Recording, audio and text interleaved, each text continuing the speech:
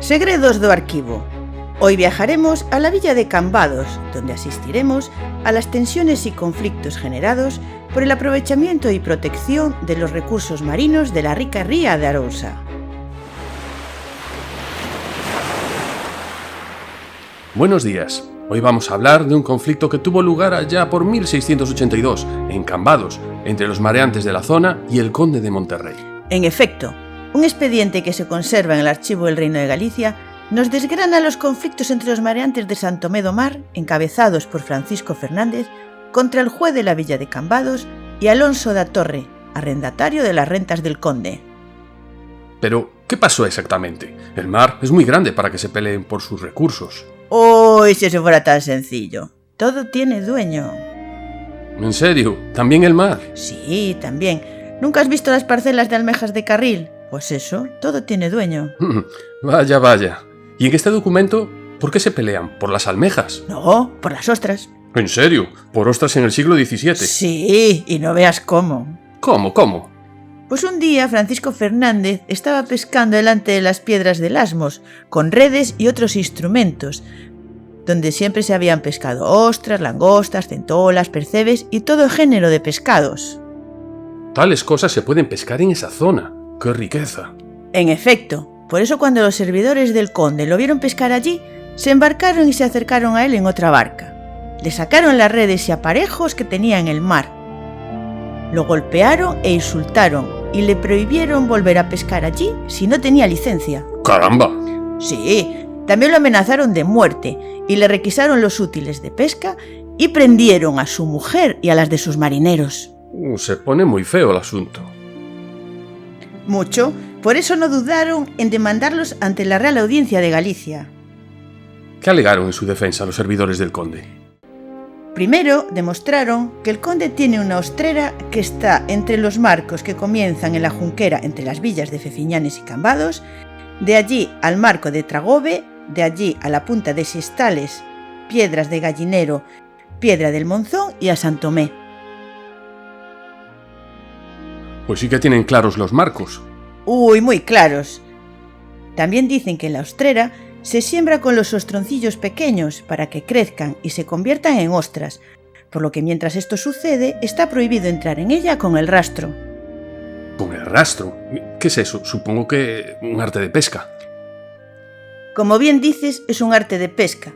Es como un rastrillo que se pasa por el fondo del mar, con una caja posterior o red donde se recogen los moluscos de todo tipo y tamaño. De ahí la importancia de no dejar pescar con este arte antes de que las ostras lleguen a su madurez. Vaya, protegían su cultivo de ser esquilmado. Por supuesto, no podían pasar el rastro por el lodo porque lo arrancarían todo, tanto las ostras como los huevos de algunos peces que desovan en el lecho marino. Por ello, le piden a la audiencia una real provisión que proteja la ostrera de los pescadores. Muy protegida estaba. Entonces, ¿quién las recoge? ¿Los servidores del conde o los mareantes? Uy, estaba todo muy bien organizado, igual que ahora con las licencias de pesca. ¿En serio? ¿En el siglo XVII? Sí, el alcalde mayor de Cambados concedía, en nombre del conde, licencia a los mareantes y más personas para sacar ostras de la ostrera en el momento en que están en sazón. ¿Y si intentaban escaquearse de pagar la licencia? Porque tendría un precio, ¿no? Claro que tenía un precio. Los barcos con licencia deben entregar de cada día de trabajo 250 ostras desconchadas y cocidas al alcalde mayor. ¡Caramba! Pues ya eran ostras. ¿Le podían dar las pequeñas y vender ellos las grandes? No, todos los barcos con licencia debían volver al puerto para pagar su cuota y el alcalde los inspeccionaba para que no trajeran ostroncillos y ostras pequeñas que debían quedar en el mar para no estropear el cultivo. Me llama mucho la atención ese cuidado del mar ya en ese siglo. Pensaba que esto de la ecología era un invento moderno. No es ecología, es gestión de recursos, y los recursos marinos bien cuidados son una fuente enorme de ingresos. Ya. ¿Y con qué parte se quedaba el mareante después de pagar su cuota de ostras? Con mucha parte de la pesca, ya que hacían 3 partes. 2 para el barco y la tercera que entregaban al alcalde mayor, para el conde.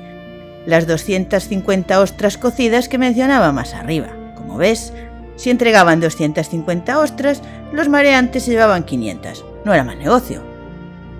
Pero, ¿por qué 250 ostras? No entiendo. ¿Para qué? Para que la condesa se las enviase como regalo a su esposo destinado en Flandes. ¿En Flandes? ¡Ostras gallegas en Flandes! ¡Picas y ostras! ¡Pobres flamencos! ¿Y cómo acabó todo esto? Porque parece que los servidores del conde lo tienen muy claro. Claro y cristalino. En 1623, el conde ya había demostrado sus derechos ante la Real Chancillería de Valladolid, frente a la reclamación presentada por Gonzalo Sarmiento Valladares, señor de Fefiñanes. Este tribunal sentenció que esta ostrera pertenecía al conde de Monterrey, así que la Real Audiencia se pronuncia exactamente igual. La ostrera es de él, y será él quien dé licencia para pescar en ella. Ya. ¿Y dónde dices que puedo encontrar este documento? En el archivo del Reino de Galicia, dentro del fondo de la Real Audiencia de Galicia, con la asignatura 25.747-10. Tendré que leerlo. Me parece muy interesante. Lo es. Y si te asomas al documento descubrirás cómo actuaban los furtivos del siglo XVII. Bueno, igual que los de ahora. ¿En serio? Sí. El furtivo del que se habla en esa sentencia de 1623, cuando se sintió descubierto por los hombres del conde, remó como un loco hasta la jurisdicción de Fefiñanes para que no lo multasen. Y como ahora, y los fardos de cocaína, tiró toda la pesca al mar. Todo por no pagar una multa. Bueno, por no pagar una multa y para que no le quemasen la barca la próxima vez que lo pillaran. Como ahora, que te decomisan la embarcación, pues sí que tendré que leerlo, sí.